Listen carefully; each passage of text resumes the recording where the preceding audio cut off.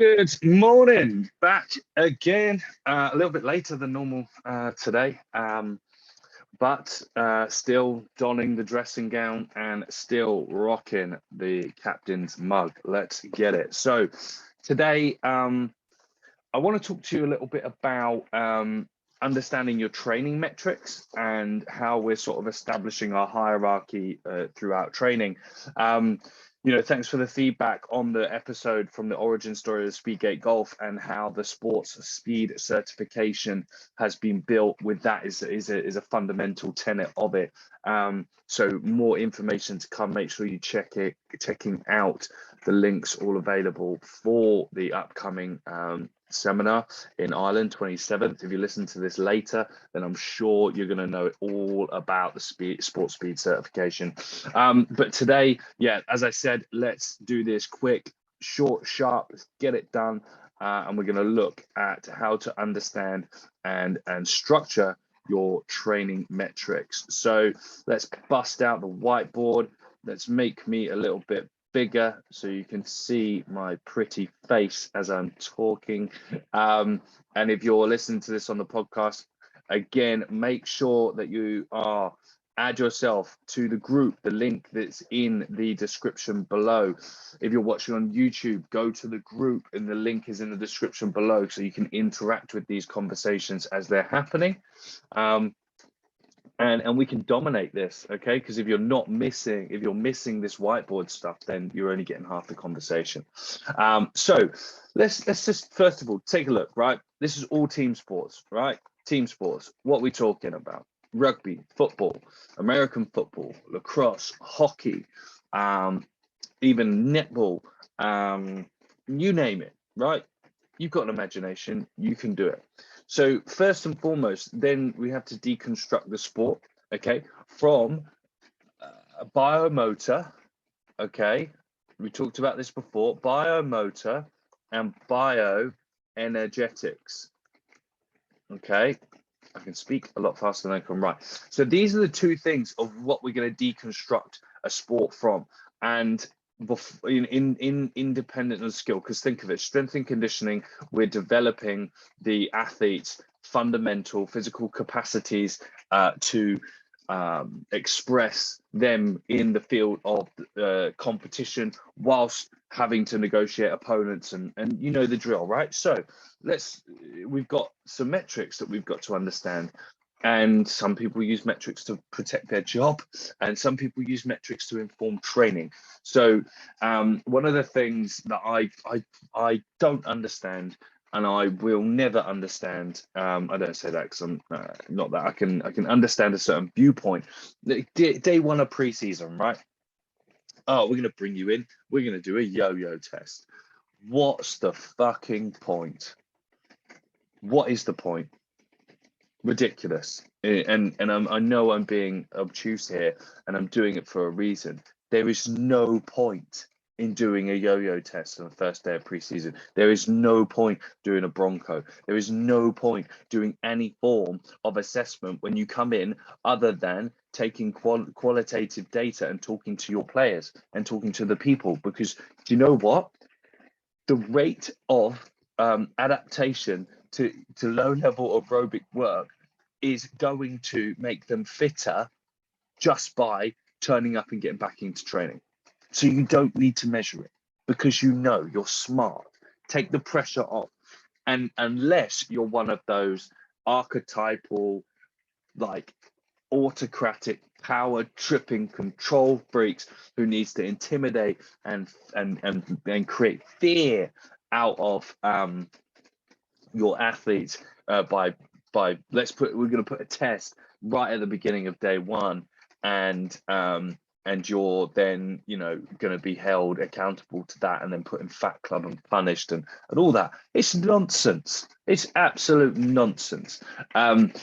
Because let's be honest, I always go back to this as the common core values and beliefs of everything we do. As an S&C coach, you only have a job because people are really good at sport. And the reason why there is that job exists and people are really good at sports because people need entertaining. Years ago, there were gladiators and they'll just die. Okay, they killed for sport and people were entertained. Now it's just rugby, it's American football, it's all these things. So you only have a job because of those people. So if you're a coach and you're an arsehole, stop being an arsehole. Rant over. So you can see I'm very passionate about that. But we have metrics to understand. We have metrics to build. Okay, so when we're stacking our metrics, let's think about. Let's take rugby. Take rugby for the most part. 99% of the game is done in running. So we need to identify some key running metrics that we would like to use. And let's take this as a universal rule. Okay, if we increase maximal outputs, then everything underneath that, okay, so everything underneath this maximal output comes up, will lift up. Okay, because do you know what's a really cool metric that you can use in like GPS throughout a game? Could be average speed per passage. Okay, and what that's going to tell you is an operational, so it's going to tell you this operational velocity that an athlete will have to maintain throughout the course of a game. And there could be spikes and there could be real dips, but per passage is going to give you a worst case time. Okay, what can we do that? We can build capacity to that time in different forms of training and modality.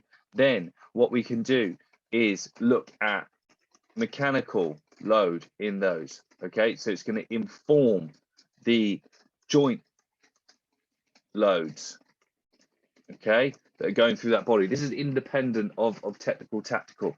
Okay, then we can look at velocity. All right, and we see how fast do they run, okay, how fast they explode, and then we can compare that to training max. Okay, so you can see straight away, just from a simple metric of looking at average speed per passage of play versus worst case average speed, it may be actually in your worst case scenario, it could be higher. So what you're looking at is then, if that average speed, for example, is 5 meters per second, and you've only got a max of 8 meters per second, so the game is played 3 meters per second on average. The difference, your gap is only 3 meters per second, so your reserves are low. But say if we take that up to 9 or even 10 meters per second, your capacity to perform that work is automatically greater because the game becomes slower. And that's something to really understand in terms of like a directive of training. So now when we're looking at metrics, let's go for this, right? How do we stack our metrics? So I'm going to look at max velocity. Then I'm going to look at acceleration, okay? And that's going to be peak acceleration. Why peak acceleration? Because I want to know how rapidly that individual can change speed. We can use GPS. We can also take average velocity off of a 5 meter split versus a 10 meter split, whatever you fancy. If we're like a nice way, obviously, to do this, if you're going to take max from GPS, then take peak acceleration from GPS, and then just validate them with gate times. Okay, simple, right? Really, really simple. So you just take the clip through the gates. Once they've gone through a round of speed gate golf to condition them to using gates properly, then you're flying. So therefore, I'm going to take those, and that's going to be enough, I think. Okay, and those are going to be our more specific metrics, right? Then I'm going to look at jump type variations. Okay, really simple. Okay, so these are our top tier criteria. This is our second criteria, and we're going to have our third criteria, which we'll talk about in a minute.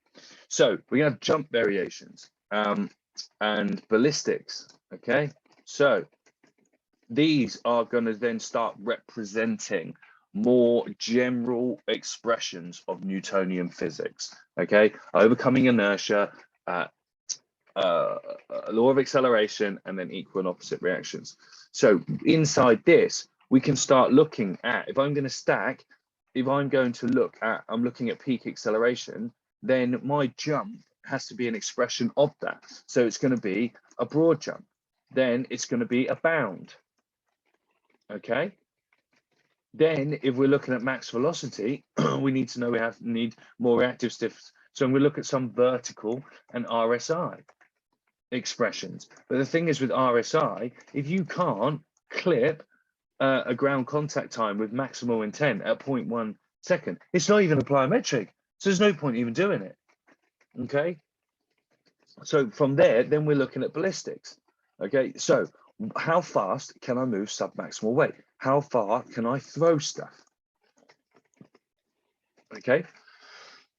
Because it's all about the trajectory and projection of an individual. Then this is the stuff that I really don't give a shit about, to be honest. General strength.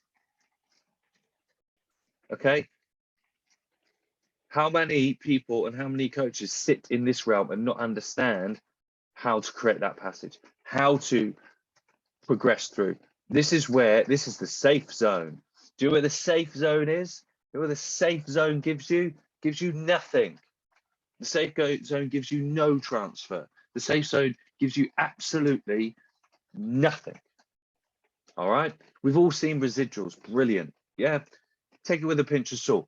But if you are living in here, okay, and then you go from a heavy squat to then a banded squat, and then maybe chuck some box jumps in, you are doing your athletes such a disservice. And if you're an athlete listening to this, and this is your training program that someone's given you, go to your coach, send them this video. What the fuck are you doing? So I'm on one this morning. So, but this is how you're going to look to stack your metrics. Okay.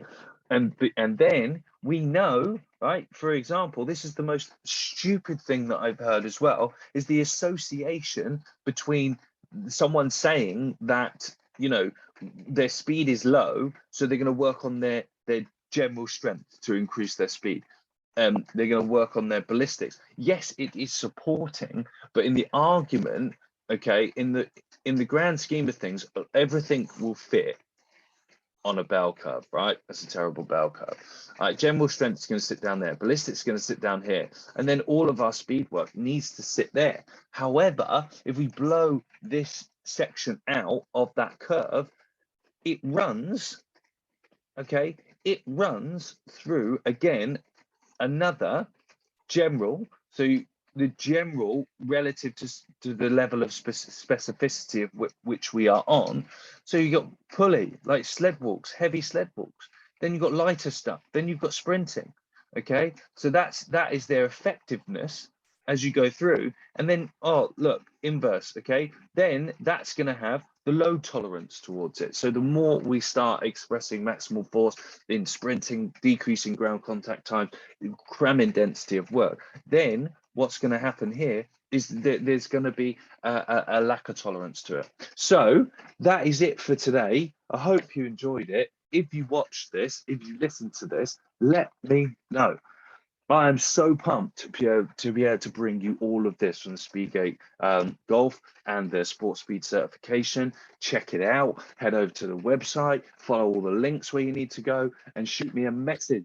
Tell me you're listening to this, because I love this stuff. I hope you have an amazing day. I hope you gives you food for thought, and don't be a stray dog.